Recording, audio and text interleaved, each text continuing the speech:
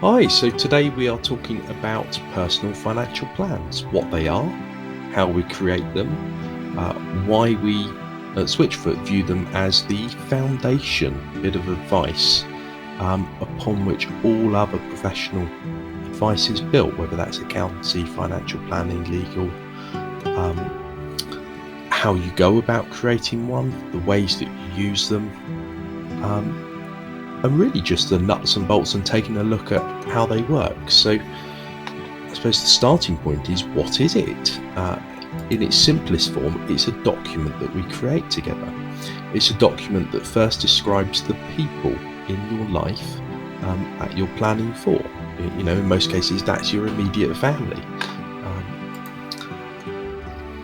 We then look at a timeline and we start to describe and fill that timeline between now and your eventual mortality of all of the milestones in your life, all of the things that you want to achieve, and all of the events that will affect your income, your expenditure, your assets, and your liabilities. And we start marking them down on that timeline. So today we're going to talk through the example of the entrepreneurs, Mr. and Mrs. Entrepreneur, Dave and Jane. They've got a business each.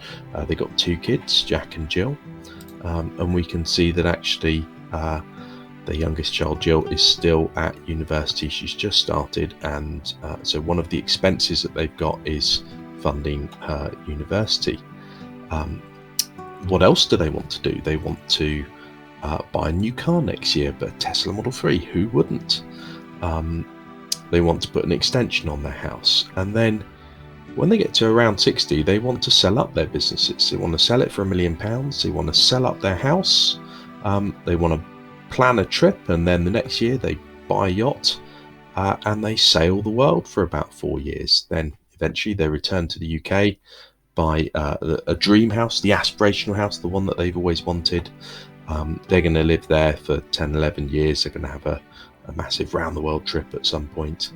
And then they're going to build their own sort of grand design style property. Now we could be putting anything, and every plan is and this is the point of it, is individual. It's about what you want to achieve with life. It's really about describing your aspirations, your hopes, the things in life that are going to give you give you and that life meaning.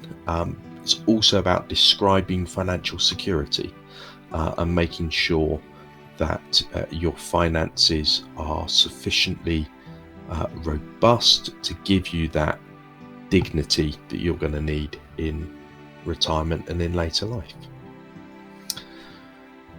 So how do we go about doing it? The good news is, although this can look quite complicated, the whole point of it is to describe that plan quickly, efficiently, but also quite scientifically to a great level of detail. And we use technology to capture that information. So we use personal finance portals where you can input the income and expenditure information quickly. You can even automate the extraction of that, the analysis of your personal banking accounts. So we start listing in there, your employment situation. Dave and Jane are managing their own respective businesses, and they're drawing salary and dividends. We also describe what savings they have, and we can see they've got a savings pot there. We can look at their investments and their pensions, and actually when we load things in, we can load it into quite a lot of detail. So we can have a look at their pension, and we can go to the extent of describing what the charges are, what the growth expectations are, even what the asset allocation is. And of course, the asset allocation is going to drive the expected growth rate over the longer term. But it's also going to look at, well, what happens in extremis? What happens when markets, as they inevitably will, take a tumble? So what are the extreme events? And we can then use that to test assumptions in the plan later on. We do the same with the pensions, whether that's personal pension pots, whether there's any final salary pensions in the background, what their state pensions look like. So we can see a projection of £8,000 a year, and when's that going to kick in, and what about inflationary increases on that, what's that going to actually look like and deliver? We describe their assets, their house now, but also the ones that you can see down on the timeline, the sort of small timeline down at the bottom. When they move house, and then when they move house again, as well as the boat that they purchase at some point for their round the world trip. We describe their debts, what their mortgages are, how those are going to be paid off. We could look at protection, things like life insurance, critical illness plans. We bring all of that together and we create a sort of a visual representation of their financial life. And I'm just going to zoom in on this because there's a few years where there's really high income and expenditure, which is sort of skewing the scale of the chart. So I'm going to focus in at the beginning of the chart. This is the 8 years prior to their planned retirement at age 60. And this black line here that steps up and steps down as the years roll past represents their total income need.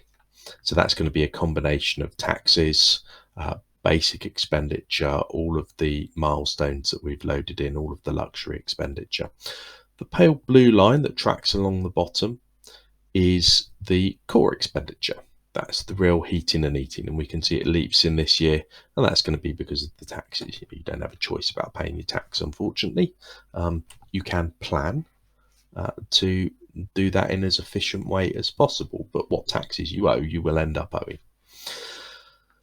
So we've described their expenditure, and we started to fill up that expenditure requirement with where they're drawing their income from. So it's salary and dividends while they're working, with a little bit of using up their savings in these years. And then at 60, we've got other income, which is the sale of the business. And we've got then that gets turned into savings investments, which you use the next year to buy their boat, and off they go. And actually, we can see that once they've bought the dream home, then they've used up all of their savings and investments, and they've got an income shortfall. And there's a couple of years here where there is no income at all. So what can we say to the entrepreneurs? Well, actually, your plan doesn't work, not as it's currently formulated. So there's a few things that are really important to look at. So one is, how are we going to close that gap? What actions can we take?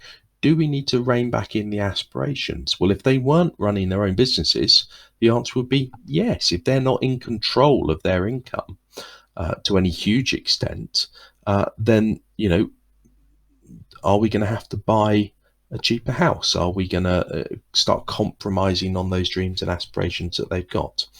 The alternative, because they do have those businesses, is we can say, well, actually, let's start really forensically looking at that business and let's work out, well, what do we need to do? What growth in profits? How do we extract more from that business to make the plan work?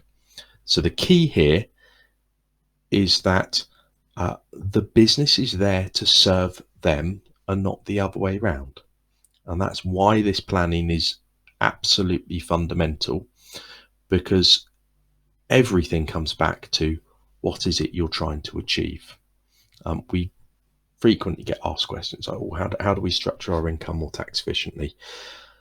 Well, that depends. That depends on how much you need to extract and when. And unless we know that, we can't come back and build a plan. So it doesn't matter whether we're working on a plan to sell the business in X number of years' times, and what do we need to do to get the business ready for that, or whether we're looking at a plan to how you pay yourself, whether that's through salary, dividends, pensions, other products, buying yourself electric cars through the company, whatever it is, we need to work out what you're trying to achieve before we can come up with the optimum plan, because there are always trade-offs.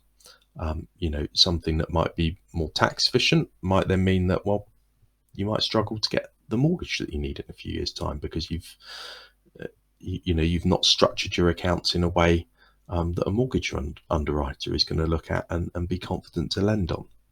So balancing those trade-offs is one of the key benefits to us as your professional advisors to having that personal financial plan, because we can make sure that every bit of advice that we are delivering is all driving you towards achieving the things in your life that you need to achieve, the things that are going to give your life the joy and the meaning and the financial security and the dignity that you deserve.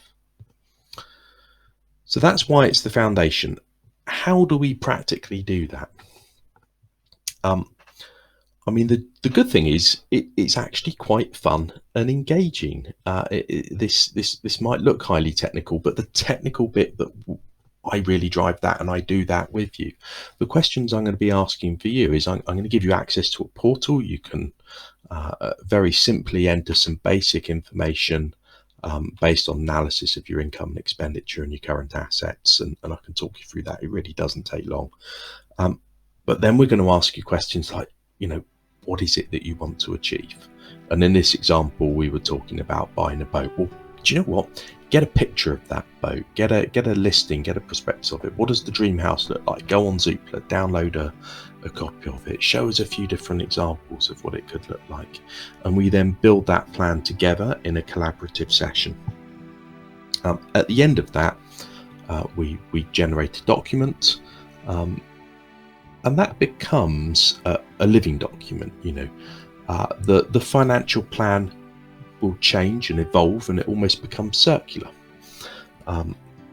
One of the key things that we're going to want to look for is we might be saying, is there some sort of magic number? So for these people, we know that if we look at their liquid assets, there's a big hole in it, and that's causing a problem. So we need to come up with some level of savings or extracting more from the business upon sale in order to plug that gap.